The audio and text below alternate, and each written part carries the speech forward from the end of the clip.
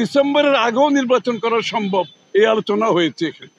BNP কখনই প্রধান উপদেষ্টার পদত্যাগ চায়নি, বরঞ্চ প্রথম দিন থেকেই এই সরকারকে সর্বাত্মক সহযোগিতা করে আসছে।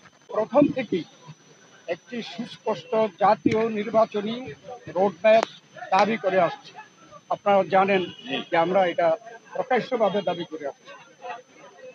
সুষ্ঠু, নিরপেক্ষ ও অবাধ নির্বাচন অনুষ্ঠানের উদ্দেশ্যে সরকারের নিরপেক্ষতা বজায় রাখার স্বার্থে বিতর্কিত উপদেষ্টাদের বাদ দিয়ে উপদেষ্টা পরিষদ পুনর্গঠনের জন্য আমরা দাবি জানিয়েছি। বিএনপির প্রতিটি নেতা কর্মী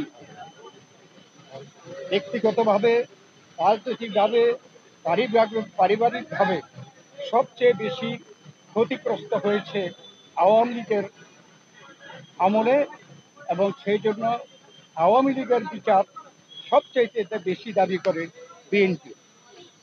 এই বিচার প্রক্রিয়া কোনোভাবে অসম্পূর্ণ থাকলে বিএনপি সরকারের দায়িত্বে যখন যাবে, তখন বিচারের আওতায় এনে তা বিচার বিভাগের মাধ্যমে, স্বাধীন বিচার বিভাগের মাধ্যমে পরিপূর্ণভাবে সম্পন্ন করা হবে।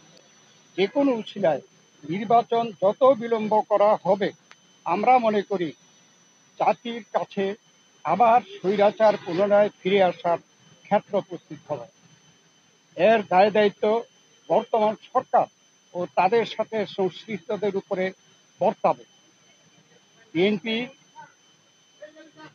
সম্প্রতি যে নানা ধরনের গুজব আছে, সেই প্রেক্ষিতে আমরা বিএনপির পক্ষ থেকে বলেছি, বিএনপি কখনই প্রধান উপদেষ্টার পদত্যাগ চায়নি, বরঞ্চ প্রথম দিন থেকেই এই সরকারকে সর্বাত্মক সহযোগিতা করে আসছে।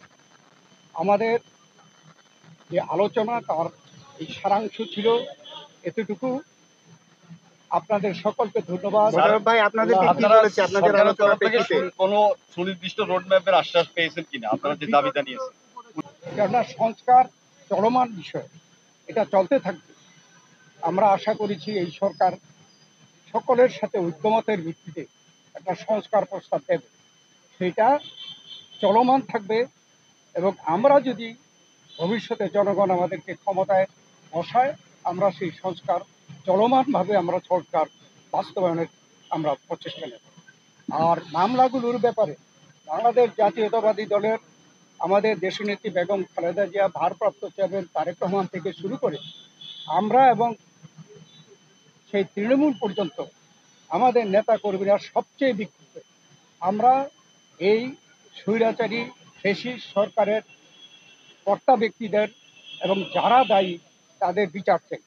অতএব আমরা তো বিচারের পক্ষে, তবে বিচার ব্যবস্থা যে স্বাধীন চাই, আমরা স্বাধীন বিচার ব্যবস্থা এই বিচার সম্পন্ন করবে, এটাও কোনো দিন তারিখ ঠিক করে দেওয়া সম্ভব না।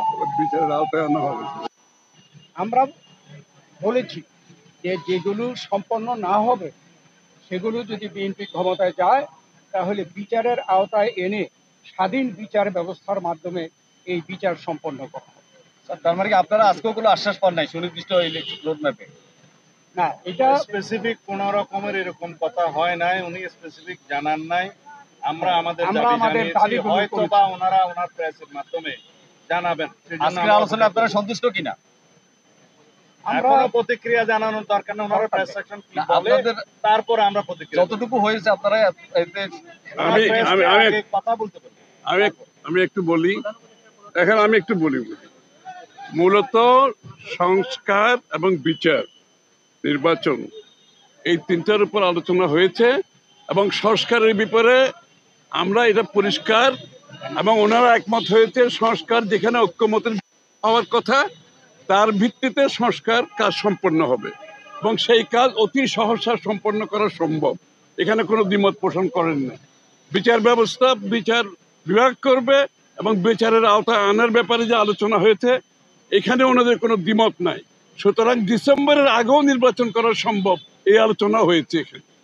কিছু উপদেষ্টার পদত্যাগের ব্যাপারে আপনারা দাবি জানিয়েছিলেন? পদত্যাগের ব্যাপারে আমরা লিখিত বক্তব্যে জানিয়েছি আগেও জানিয়েছি, নিরাপত্তা উপদেষ্টা এবং আর দুইজন ছাত্র উপদেষ্টা যাদের কারণে এই সরকারের নিরপেক্ষতা ক্ষুণ্ণ হচ্ছে, তাদেরকে বাদ দিয়ে আমরা আজকে আমাদের বক্তব্য দিয়েছি। থ্যাংক ইউ থ্যাংক ইউ বিষয়, থ্যাংক ইউ যে তিনটি বিষয় নিয়ে আমরা কথা বলেছি, আপনারা শুনেছেন, সংস্কার, বিচার এবং নির্বাচন। আমরা স্পষ্ট ভাষায় বলেছি যে দে আর মিউচুয়ালি এক্সক্লুসিভ, একটার সঙ্গে আরেকটার কোনো সম্পর্ক নেই।